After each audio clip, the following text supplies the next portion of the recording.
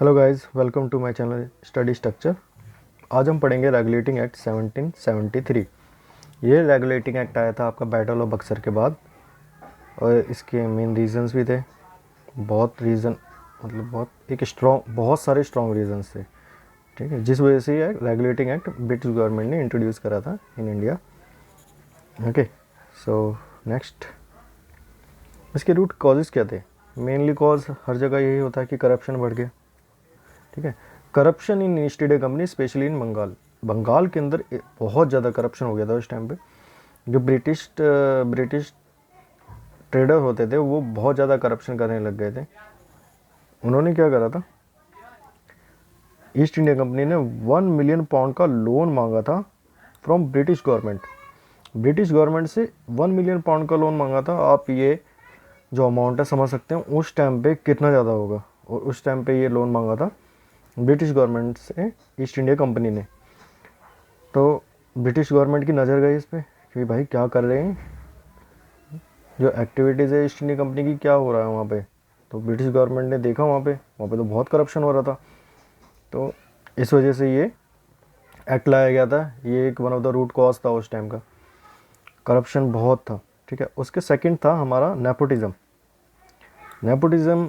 जैसा आप जानते हैं, नेपोटिज़म होता क्या है कि रिलेटिव्स का फेवर करना, ठीक है। किसी भी चीज़ में रिलेटिव्स हो गए, आपके फ्रेंड्स हो गए, तो नेपोटिज़म हो गया उसके अंदर। तो जो आपको फेवर करेगा उसका फेवर करेंगे, तो नेपोटिज़म हो रहा था। जो ब्रिटिश ट्रेडर थे वो अपने रिलेटिव्स को ही उसमें ईस्ट इंडिया कंपनी के अंदर इंक्लूड कर रहे थे, ठीक है। तो वो ब्रिटिश ईस्ट इंडिया कंपनी ही नेपोटिज़म बन गई थी पूरा। उसके अंदर बहुत ज़्यादा नेपोटिज़म हुआ था। नेक्स्ट है हमारा terrible famine in Bengal due to exploitation. बहुत स्ट्रॉन्ग फेमाइन आ गया था, बहुत स्ट्रॉन्ग अकाल पड़ गया था उस टाइम पे, बहुत अकाल। वहाँ पे लोग, ऐसे लोगों की हड्डियाँ नज़र आ रही थी, ऐसे लोग मर रहे थे, खाने के लिए नहीं था। पूरा एक्सप्लॉयट कर दिया था ईस्ट इंडिया कंपनी ने। इतना भयंकर अकाल आया था कि आप सोच नहीं सकते। One of the great famine हम इसको बोल सकते हैं। क्यों आया था? एक्सप्लॉयटेशन की वजह से। आप लोगों से काम करवाएंगे लेकिन उसको पैसे नहीं देंगे तो वो खाएंगे क्या? फिर अगले दिन वो काम करने आएंगे, फिर उनको आप पैसे नहीं दे रहे, वो खा नहीं रहे, वो लेकिन काम कर रहे हैं, तो उससे क्या होगा, एक्सप्लॉयटेशन हो जाएगा बहुत ज़्यादा।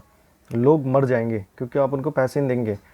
पैसा है ही नहीं ईस्ट इंडिया कंपनी के पास, वो तो करप्ट हो गए, पूरी करप्ट हो रखी है। इस वजह से ये अकाल आया, बहुत बहुत स्ट्रॉन्ग था ये फेमाइन इस टाइम पे, ठीक है। नेक्स्ट, प्रोविज़न क्या था इसके अंदर? इसने क्या करा, end of dual system of Robert Clive ने बैटल ऑफ बक्सर के बाद एक ड्यूअल सिस्टम इंट्रोड्यूस करा था। उस ड्यूअल सिस्टम में क्या था कि दो तरह के राइट होते हैं, दीवानी राइट्स और निज़ामत राइट्स। दीवानी राइट्स वेस्टेड होंगे ईस्ट इंडिया कंपनी के पास। मतलब दीवानी राइट्स का मतलब समझते हैं आप, रेवेन्यू राइट्स, पैसा सारा रेगुलेट करेगी ईस्ट इंडिया कंपनी। और सेकंड था निज़ामत राइट्स। निज़ामत राइट होते हैं आपके पॉलिसीज़ और जुडिशियल से रिलेटेड, ठीक है। तो जुडिशियल और पॉलिसी रिलेट करेगा, वो राइट्स होंगे वेस्टेड इन मुगल एम्पायर। लेकिन बेसिकली दोनों right east India company handle कर रही थी, ठीक है। तो ये ड्यूअल सिस्टम था।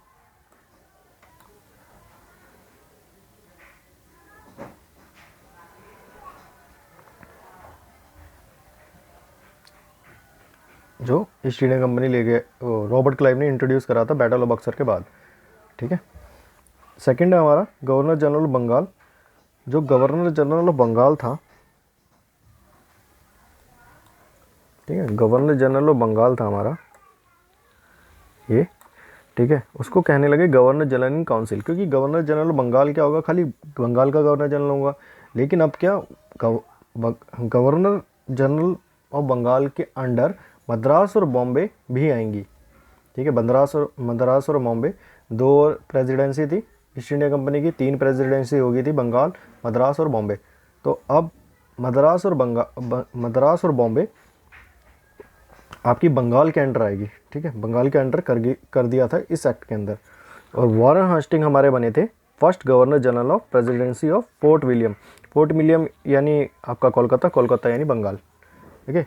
वॉरेन हस्टिंग हमारे first governor general of presidency बने थे इसकी, ठीक है।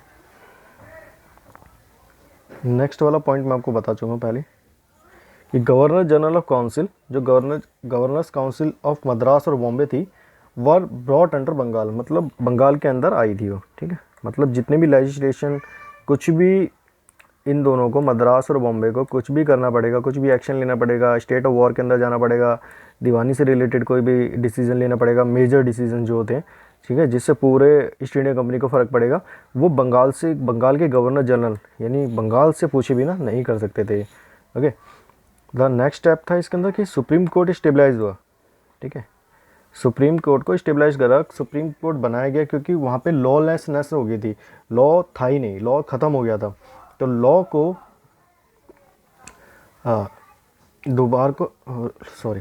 लॉ को दोबारा बनाने के लिए, वहाँ पे लाने के लिए हमारा सुप्रीम कोर्ट बनाया गया वहाँ पे, सिविल और क्रिमिनल जुरिडिक्शन के लिए। लेकिन वो खाली ब्रिटिश सब्जेक्ट्स के लिए था, यहाँ पे मैंने ब्रैकेट में लिख रखा, only British subjects.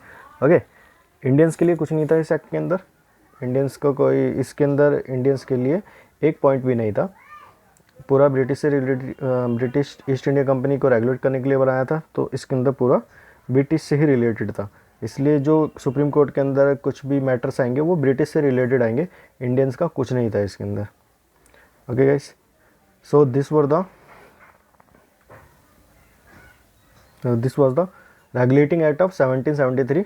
Okay, so guys this is my channel name study structure. सो आपको ये वीडियो पसंद आई हो तो इसको लाइक करें, सब्सक्राइब करें और शेयर करें। ओके।